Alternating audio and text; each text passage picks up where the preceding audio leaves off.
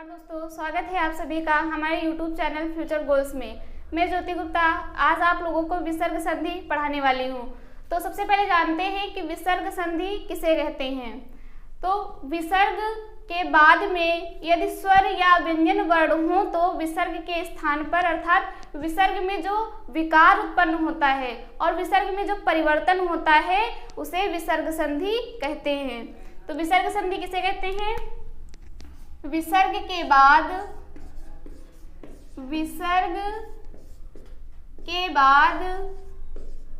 क्या है? विसर्ग के बाद स्वर या व्यंजन वर्णों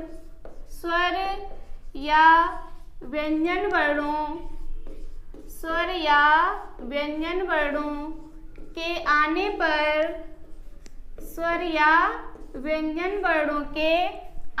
पर विसर्ग में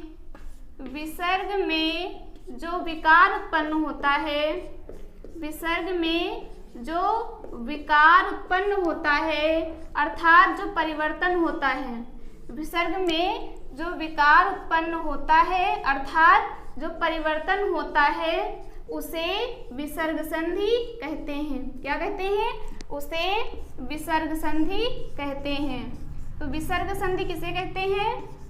विसर्ग के बाद स्वर या व्यंजन वर्णों के आने पर विसर्ग में जो विकार उत्पन्न होता है उसे विसर्ग संधि कहते हैं। जैसे कि उदाहरण है मनः प्लस रथः, मनः प्लस रथः। तो यहाँ पर क्या है? विसर्ग है और विसर्ग के बाद में क्या है? व्यंजन वर्ण है। विसर्ग के बाद में व्यंजन वर्ण है तो यहाँ पर क्या होगा? व्यंजन वर्ण है और यहाँ पर विसर्ग है तो विसर्ग में जो विकार होगा वो विसर्ग संधि कहलाती है। तो यहाँ पर हो जाएगा मनोरथः। परिवर्तन किसमें होगा? विसर्ग में। तो क्या हो जाएगा? मनः रथा का हो जाएगा मनोरथः। तो विसर्ग संधि किसे कहते हैं? विसर्ग के आने के बाद स्वर या व्यंजन वर्ण आए, विसर्ग के आने के बाद स्वर या व्यंजन वर्ण आए तो विसर्ग में जो विकार उत्पन्न होता है अर्थात उनमें जो परिवर्तन होता है उसे विसर्ग संधि कहते हैं।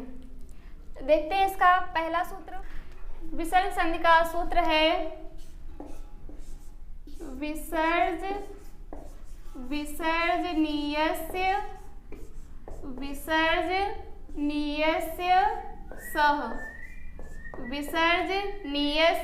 सह।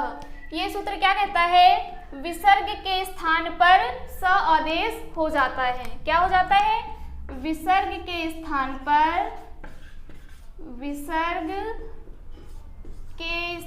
पर क्या हो जाता है? स।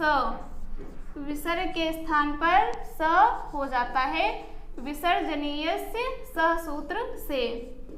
तो इसका उदाहरण है जैसे कि नमः धन ते, नमः धन ते। तो यहाँ पर क्या है? विसर्ग है तो विसर्ग के स्थान पर क्या हो जाएगा? स हो जाएगा।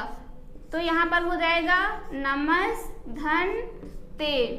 तो ये क्या बनेगा? पूरा बनेगा नमस्ते, नमस्ते। इसी प्रकार अगला है जैसे कि नमः प्लस कारम, नमः प्लस कारम, तिरः प्लस कारम। अगला है पुरः प्लस कारम। तो ये क्या बनेगा? नमः प्लस कारम का बनेगा नमस्कारम। क्या बनेगा? नमस्कारम। उसके बाद है तिरः प्लस कारम तो हो जाएगा तिरस्कारम। क्या हो जाएगा? तिरस्कारम। उसके बाद है पुरः प्लस कारम तो हो जाएगा पुरस्कारम। क्या हो जाएगा? पुरस्कारम। तो विसर्जनीय से सह सूत्र से क्या होता है? विसर्ग के स्थान पर स आदेश हो जाता है। जैसे कि है नमः धन्ते, तो विसर्ग के स्थान पर क्या हो जाएगा, स हो जाएगा, तो हो जाएगा नमस्ते। नमः प्लस कारम हो जाएगा नमस्कारम, तिरः प्लस कारम हो जाएगा तिरस्कारम, और पुरः प्लस कारम हो जाएगा पुरस्कारम। अगला उदाहरण है इसका, जैसे कि रामः प्लस चलति, रामः प्लस चलति, तो यहाँ पर क्या होगा, विसर्ग के स्थान पर स हो जाएगा विसर्जनीय से सह सूत्र से, तो विसर्ग के स्थान पर क्या हो जाएगा, स हो जाएगा, तो यहाँ पर हो जाएगा रामस प्लस चलति, रामस प्लस चलति।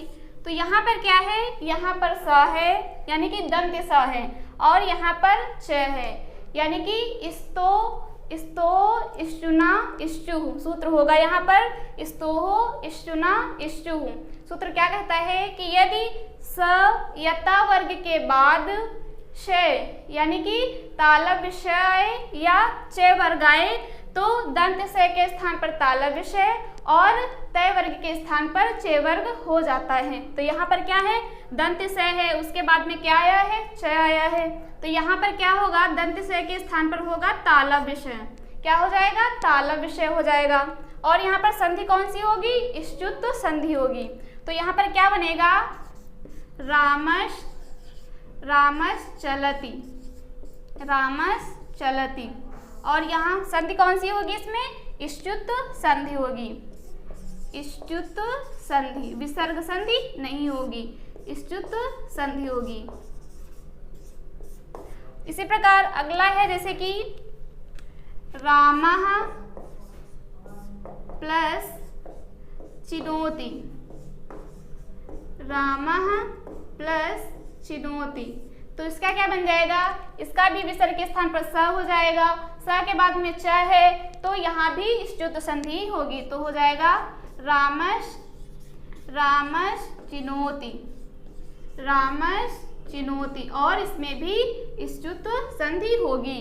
इसी प्रकार अगला है कह प्लस चित, कह प्लस चित, तो इसका क्या बनेगा, इसका भी बन जाएगा कश्चित, क्या बन जाएगा, कश्चित। तो इसी प्रकार यदि स यानी कि दंत सा हो और उसके बाद में च हो तो वहां पर इष्टुत्व संधि होगी, और दंत से के स्थान पर तालव्य विषय हो जाएगा और इष्टुत्व संधि होगी। अब इसका अगला उदाहरण है, अगला उदाहरण है जैसे कि रामः प्लस टीकते, रामः प्लस टीकते, तो यहाँ पर क्या है, विसर्ग है, तो विसर्ग के स्थान पर क्या होगा, स हो जाएगा, तो यहाँ पर हो जाएगा रामस प्लस टीकते, रामस प्लस टीकते, तो यहाँ पर स है और यहाँ पर ट है, तो क्या होगा, इष्टुना इष्टु संधि हो जाएगी। यहाँ पर इष्टुना इष्टु क्या होता है, स या त वर्ग के बाद में यदि कौन सा से आए, मूर्धन्य श हो या ट वर्ग हो तो स के स्थान पर यानी कि दंत स के स्थान पर मूर्धन्य श हो जाता है, तो यहाँ पर क्या होगा, मूर्धन्य श हो जाएगा, मूर्धन्य श हो जाएगा स के स्थान पर, तो हो जाएगा रामस आगे प्लस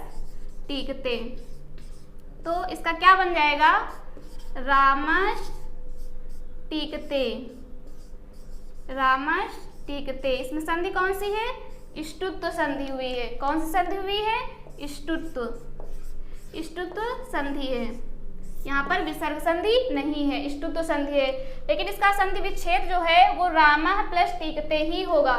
इसमें दो संधि विच्छेद होते हैं, एक तो होता है रामः प्लस टीकते जैसा कि दिया हुआ है, और दूसरा होता है रामस प्लस टीकते, तो दोनों ही संधि विच्छेद सही है, किंतु अगर दोनों दिए हैं रामः प्लस टीकते और रामस प्लस टीकते, अगर पूछता है कि रामस टीकते में रामस टीकते का संधि विच्छेद क्या है, और दिए हैं रामः प्लस टीकते और रामस प्लस टीकते, तो हमें रामः प्लस टीकते को सही करना है, और यदि अलग अलग दिए हैं, एक ही दिया है रामस टीकते दिया है, रामा टीकते नहीं दिया है, तो रामस टीकते ही सही होगा।